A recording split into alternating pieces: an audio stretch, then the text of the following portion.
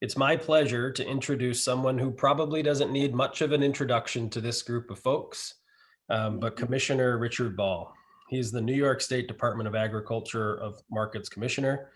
Richard has served as the commissioner of the department since 2014. Following in his grandparents' footsteps, he launched his own career in agriculture at age 18. Today, he's the owner and operator of Schoharie Valley Farms in Schoharie, New York, which produces a wide range of vegetable crops, small fruits, and greenhouse crops. The farm serves both retail and wholesale customers and consumers through an on-site farm market and ships to brokers and restaurants in the local area as well as New York City. Richard has held a number of industry positions at the local, state, and national level, including the New York State Vegetable Growers Association, New York Farm Bureau, American Farm Bureau, and the Schoharie County Chamber of Commerce. He currently serves as the Vice President on the National Association of State Departments of Agriculture Board of Directors, and he's the current president of the Food Export Northeast. Please welcome Commissioner Ball. Commissioner Ball, we're excited to hear about your state of the state. Well, good afternoon, and thank you for that introduction, Mark. Very much appreciated. I want to also thank our host, the New York State Agricultural Society Board, as well as Cornell University for helping with the technical side of this forum, making sure that you can see and hear all of us. I thank all our presenters early today as well. What a great agenda. And I want to thank and welcome our new dean at Cornell College of Ag and Life Sciences, Dean Holton. I've had a little bit of a head start in getting to know him, as we have already engaged him in some projects and state initiatives. He is already proving to be an excellent partner, and we value the relationship we have with him and Cornell. We concur with him that this century is and needs to be the solution century. Look forward to working with you, Ben. Thanks and welcome. I also want to recognize the Century Farms and Bicentennial awardees. I look forward to a rain check on a photo and meeting with all of you. And congratulations also to our Distinguished Service Citation Award winner, Mary Ellen Burris. And to all our awardees this year, congratulations and well done. Thank you for your service to this very special agricultural community. And I want to thank all of you for taking time to join us for the New York State Agricultural Society Annual Forum and the State of Agriculture Address. It is almost impossible to imagine that a year ago, when we gathered together in Syracuse, the tough road that was going to be ahead of us, or that the annual forum would not be held in person. But whether virtual or in person, the annual forum is tradition. It is, as I always say, the largest and best of family reunions. And while I regret that we can't all be together to share our challenges or exchange inspiring stories from the years past, I am truly happy to be with you all, even if from a distance. In fact, I think it's more important than ever that we come together no matter what, to reflect on what we have faced in 2020, the challenges of the pandemic, the unsettled marketplace, continuing uncertainty in Washington. I know in the front of mind for all of us are the frightening events we saw yesterday in the nation's capital. Only together can we face these challenges head on to move our state and our country forward. Today, we also come together to applaud our accomplishments, and there are many, and to resolve that we will emerge from the challenges of this year even better than we were before. COVID-19 has had an unprecedented effect on New Yorkers, and our agricultural community is no exception. Through this period of uncertainty, the loss of markets, financial hardships, and despite the changes brought on by the pandemic, our agricultural community has shown incredible fortitude, creativity, and innovation in working within the new normal of our day-to-day life, all the while continuing to take on those challenges of the local, national, and global level. And agriculture has not stopped during all of this. In fact, it's been quite the opposite. You have all been on the front lines from the beginning, continuing to farm, to grow, and to produce all of the great food that our families need. You have been our food responders, making sure that our children had healthy meals on the table even when schools were closed. You continue to care for our farm animals and maintain our farmers markets. You weathered the most trying times, working hard to ensure that the food supply chain was not disrupted. I had the privilege of speaking to members of Cornell Cooperative Extension of Madison County several months ago. And during the meeting, they presented a poem written by Anna Richards that I thought was so fitting. I'm going to read just a piece of it. Through weather and critics and markets that fall, the farms kept on farming in spite of it all. They farmed without thank yous. They farmed without praise. They farmed on the hottest and the coldest of days. They bought all the food, yet the next day came more. And the people thought of something that they hadn't before. Maybe food, they thought, doesn't come from a store. Maybe farmers perhaps mean a little bit more. Thank you, Anna, for that. To me, this poem brings home beautifully what we've always known and what folks outside our agricultural community have had the privilege of learning these past 10 months. Our farmers are essential, and their work to grow food for everyone is something to recognize and be grateful for. As I think about the last several months, very proud that the department, working with all of you, has helped to be a part of ensuring that our food supply chain remains open for consumers and that our farmers, farm workers, and businesses can continue to operate safely. Our staff worked tirelessly 24/7 in those early days of March and April to make sure first that the agricultural industry was deemed essential and could work through the governor's pause order. We communicated daily with the industry, issuing critical guidance documents to keep our farms, food manufacturing businesses, grocery stores, farmers markets, animal care organizations, and more, all operating safely. We worked with Farm Bureau, Cornell, and many others to disseminate the critical information to communities in every corner of New York. There were times I got the feeling that we were not the Department of Agriculture and Markets, but the Department of Agriculture and Guidance. We also worked with Cornell Cooperative Extension to provide protective equipment to farms and agricultural businesses across the state, including over 100,000 face coverings and tens of thousands of gallons of hand sanitizer. The health and safety of our workers was a critical priority. And so we partnered with the New York State Department of Health and our county health departments to offer free mobile testing to agricultural workers during the pandemic. We focused our efforts on the counties in the state that historically saw the greatest number of seasonal workers. And I'm pleased to say that those efforts worked very well, helping to keep workers and their families safe. I think it's also important to mention that we have also advocated for our farmers with the federal government, pushing our federal relief dollars, especially for the dairy industry. With the food service world making up about 50% of their markets, our dairy farmers were struggling. And we spoke up to our federal counterparts on a regular basis to make your needs known. Our farmer struggles also caught the attention of the governor. He knew, as we know, that we have two ends of the food supply chain that were hurting.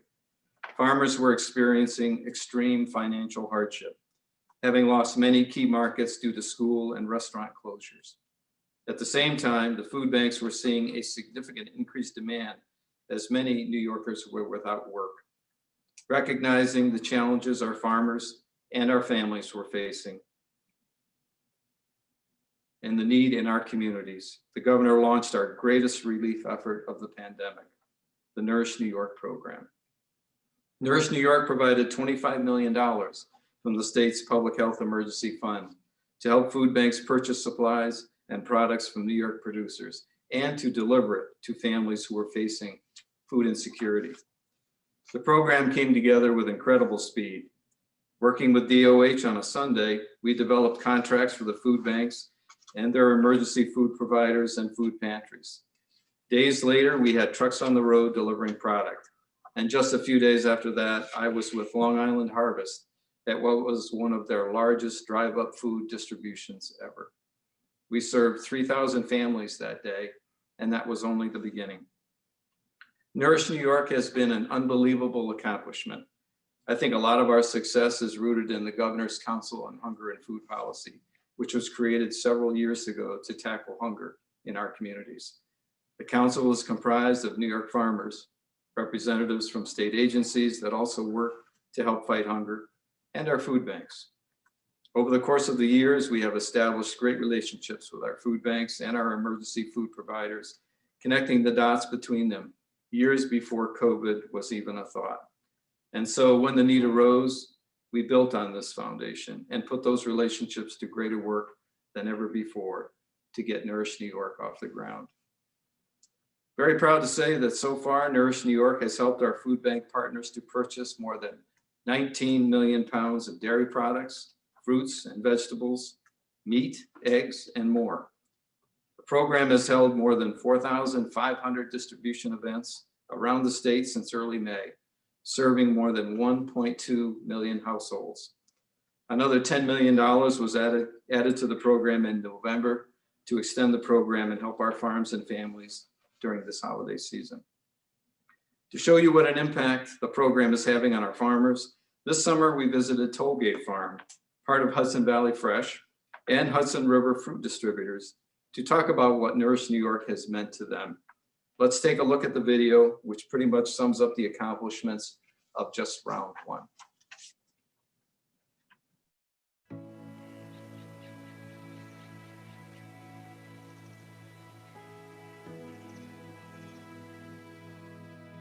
I've been a dairy farmer since 1986. The alarm goes off at 2:40, usually in the barn about 3. And it's just nice to snap the lights on a little after 3 and look in a bunch of really well put together nice cows that are going to make a good amount of milk and produce nature's most perfect food.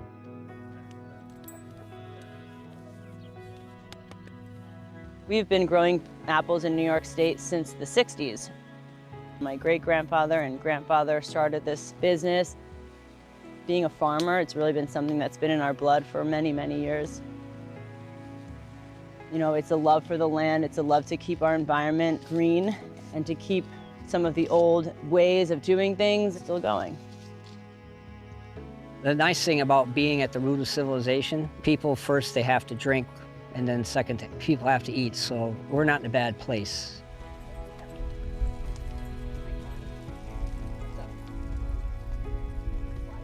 COVID has had a big impact on many businesses, especially in agriculture. Right after we realized that COVID was a serious problem, particularly in New York with the amount of people in the city that were getting sick, the food chain got totally disrupted. And of course, you can't say, oh, cows, we don't need the milk, so cut it out. Milk, it has to go. It just can't sit around and languish. The second month of this thing, we dumped a little. It's a little painful, you know? But at the same time, you have people in New York who are going hungry and can't pay for enough food. Tremendous demand on food banks. So we've been putting the two together. It makes no sense to have farmers who can't sell their product and families that can't get enough to eat. So we have been funding efforts to connect the farmers to the food banks. And we've done that with about $25 million to what we call our Nourish New York initiative. I'd say that one of the biggest impacts that COVID has had is, a renewed sense of sustainability through all factors of life, be that from medical supplies to food source to just people having to live within and reside within their own communities. This year's all been about being there for each other and how to better ourselves and within our own environment. It's a beautiful thing to be a part of. Programs like Nourish New York and a lot of the food bank drives have really helped farmers in New York State be able to make sure that the extra supplies we have are going to the people that are closest to us. And I hope that that continues for many years to come. The fact that it's good, local, nutritious food that's going to our neighbors is critical, and it makes us feel a little better about what we do. And for whatever financial hit we've taken, it softens the blow a bit. Some people have paid an extraordinarily high price. Let's make sure no New Yorker goes hungry.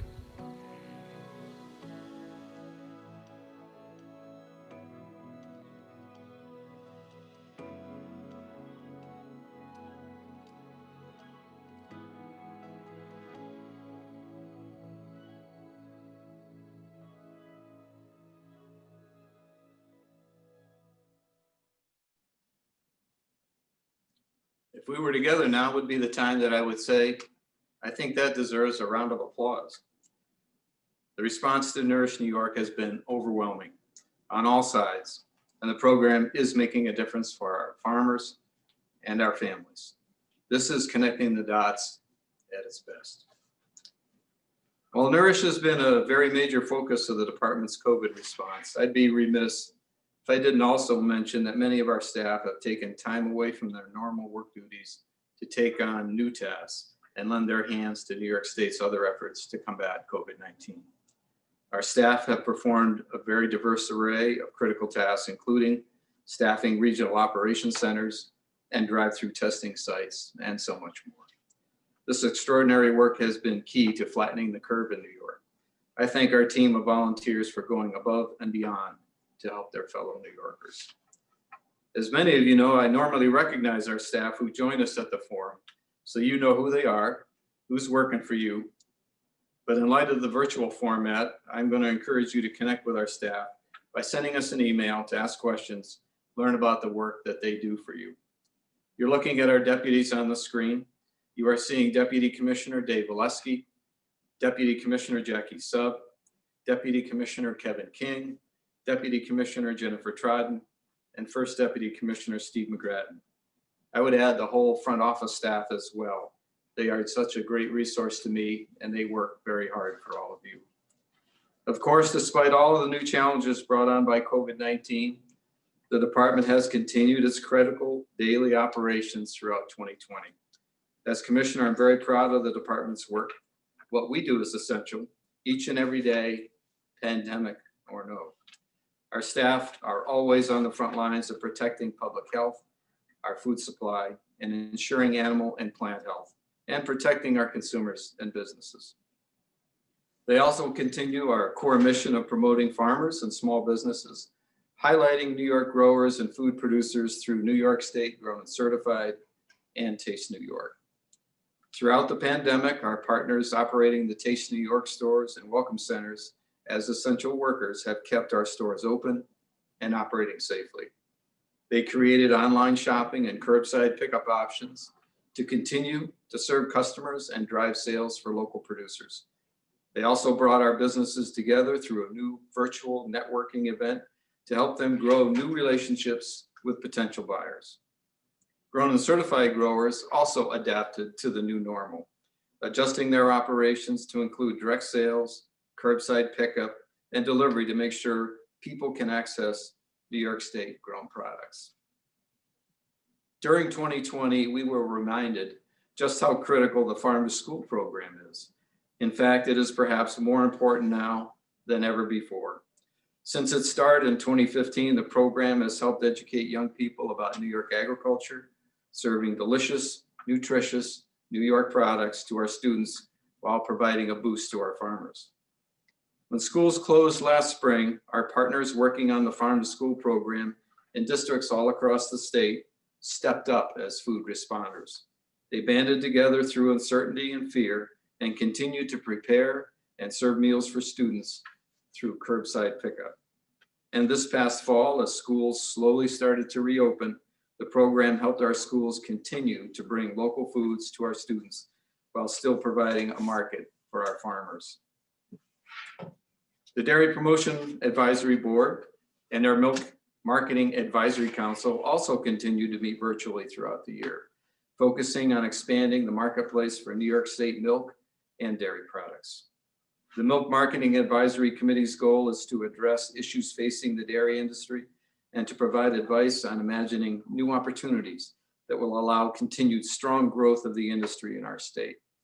We've been collaborating on a new dairy think tank, which was formed to understand what we want the dairy industry to look like a decade from now. This includes ways to expand consumer connections as well as business opportunities. The Dairy Promotion Order Board has also had what I think is a pretty exciting year. The board has issued a request for proposals for new research and new promotion projects, and we've seen some of the exciting results from last year's proposals, such as Milk Launch.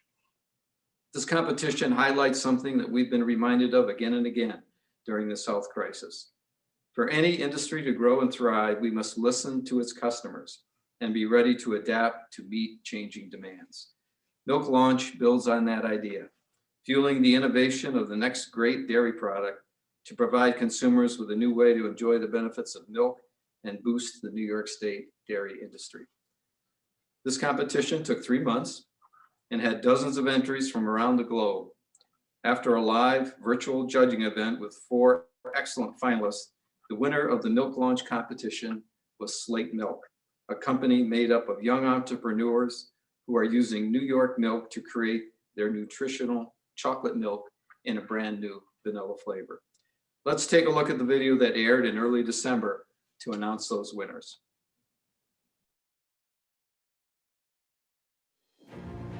New York State has over 3,500 dairy farms that produce over 15 billion pounds of milk annually. The dairy industry is the state's largest agricultural sector, generating nearly half of its total agricultural receipts. But as with every beverage, there is intense competition on shelf. How can one of nature's original superfoods break through and connect with today's consumers? Welcome to New York Milk Launch. The New York State Dairy Promotion Order offered over $200,000 worth of prizing, and leading innovation firm VentureFuel scoured their network of over 500 venture capitalists, seed investors, and university labs to discover a new breed of milk-trepreneurs to reimagine, reinvigorate, and re-inspire the dairy aisle. 50 qualified applicants from around the world entered a wide range of unique concepts. In the end, 4 talented up-and-coming companies were selected to receive $15,000 stipends and elite mentorship to compete tonight for $150,000 worth of support. But first, they're going to have to get through a gauntlet of industry experts and over 1,000 consumer fans who will vote together to determine who will become the New York Milk Launch champion. Hello and welcome to New York Milk Launch. I'm your host, Fred Schonenberg. We have 4 amazing up-and-coming companies, each of which is rethinking how dairy is consumed. We want to kind of take the New York mantra, right? If you can make it here, you can make it anywhere. If you can make it with these judges, you're going to make it anywhere in this business. So without further ado, let's kick this thing off. So Slate has won the fan vote. Here's the moment we've all been waiting for. And there they are. The winner is Slate. Manny and Josh, congratulations, sir.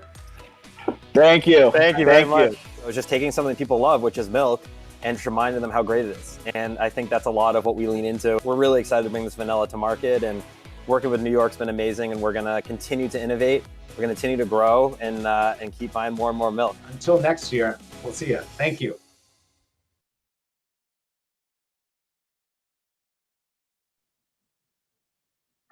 They have great potential in the market.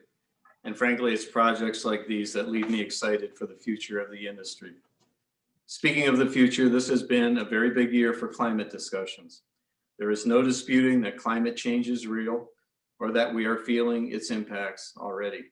As farmers, we're used to dealing with weather, but nothing like what we have faced in recent memory. Several years ago, we dealt with one of the worst droughts the state has ever faced. And then the following year, we had the wettest year on record. This year seemed to be a replication of that. Through our partnerships with soil and water conservation districts and our programs at the department, like Climate Resilient Farming Grant Program, we are working to help our farmers better handle the effects of these severe weather events, while also helping them incorporate best practices to mitigate the impact of agriculture on climate change. The governor understands that all sectors and each one of us plays a part in combating climate change, including agriculture.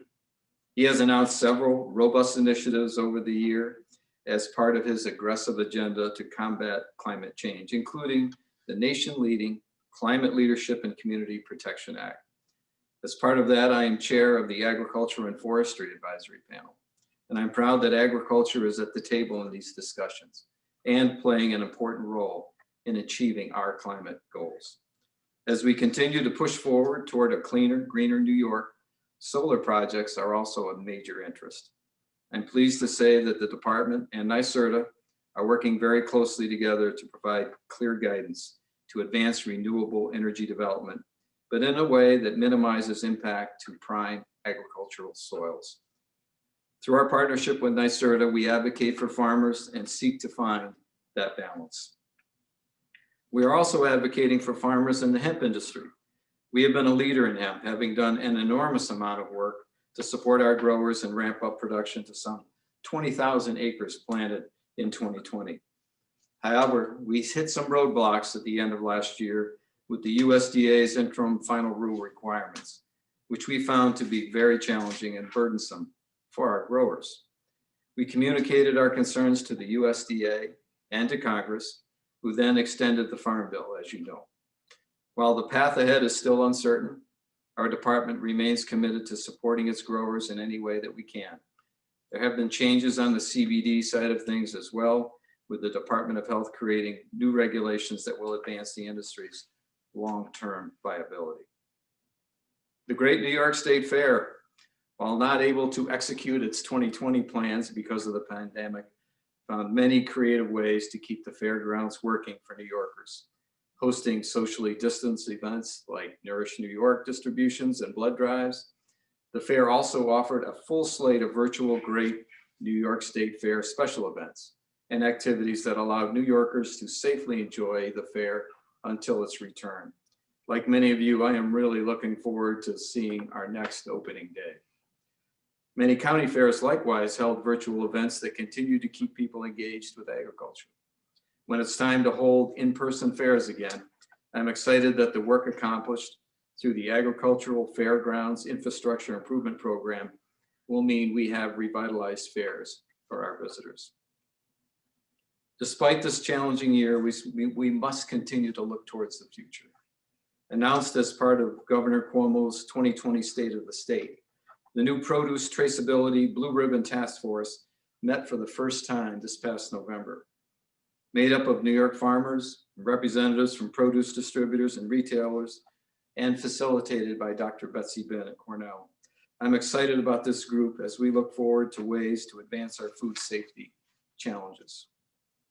We know that there has been lately a real focus on food safety, and the department is successfully implementing the Food Safety Modernization Act and supports New York State Grown and Certified, which has a strong food safety component. Now this new initiative will build on our leadership in food safety practices, further advancing New York's tracking and tracing system for produce that's grown in our state. I'm pleased to say that we are well on our way. Another State of the State initiative, the Diversity and Racial Equity Work Group, will also drive us forward, aiming to foster a more equitable agriculture industry. As you know, racial discrimination is an extremely urgent issue that our whole nation must tackle across all sectors, and our industry is not an exception. I am proud that this new work group has begun to have some crucial and difficult conversations in order to make much needed change. At the table, we have Black, Indigenous, and people of color stakeholders and partners like Anu Rangarajan at Cornell University, Farm Credit East, American Farmland Trust, Cornell Cooperative Extension, SUNY Cobleskill, even John Bowne High School, and more. Our work group has met twice so far, and we are beginning to lay out our plans for the future. Knowing that we are on a path to change makes me hopeful for the years to come, but the work goes well beyond this work group. I urge everyone listening today to also have these conversations in your own community. I encourage you to commit to recognizing the struggle of our BIPOC farmers and to take action towards inclusivity and equity within your own community. It will make our industry better and stronger, especially as we begin to build back after this trying year. So as we gladly welcome 2021 and the fresh perspective and opportunity that it brings, I hope we can all take a moment to reflect on what we've learned in 2020. When I think about the past year, I'm reminded of another particularly difficult time to me personally and for my community. It was 2011, right after Hurricane Irene swept through Schoharie, leaving us underwater, literally and figuratively. I heard over and over again, things will never be the same. And that was true. After such an unprecedented emergency, my community would never know and could never know how it would be the same. I know that after 2020, I think we're all feeling that same way. What I said then and what I will say now is that, yes, that's true. It won't be the same again. but that doesn't mean it can't be good. There's always a silver lining to every situation, no matter how hard, no matter how trying. We can build good things anywhere and under any circumstance. For me, if there's a positive outcome to have come from this year, it is this. We are seeing a new, deep appreciation for agriculture and our food system. There is widespread gratitude for our farmers, for our food industry workers, for the sacrifices they make to ensure that we can shop at grocery stores or farmers markets or order from a local restaurant. There is a renewed emphasis on shopping small, shopping local, on focusing your community and what you can do to support your neighbors and work together. The language of the pandemic proves it. Agriculture is essential. We are necessary, and we are learned as an industry how innovative and flexible that we can be. We didn't run from the biggest challenge many of us have ever faced. Instead, we adapted, we invented, we adjusted. In so many ways, we grew. We met the challenge head on, and we will come out stronger. There will be change, yes, but the change will be good. I look forward to working with you to build on these hard-won successes of this year and to develop new opportunities for agriculture in 2021 and beyond. Thank you.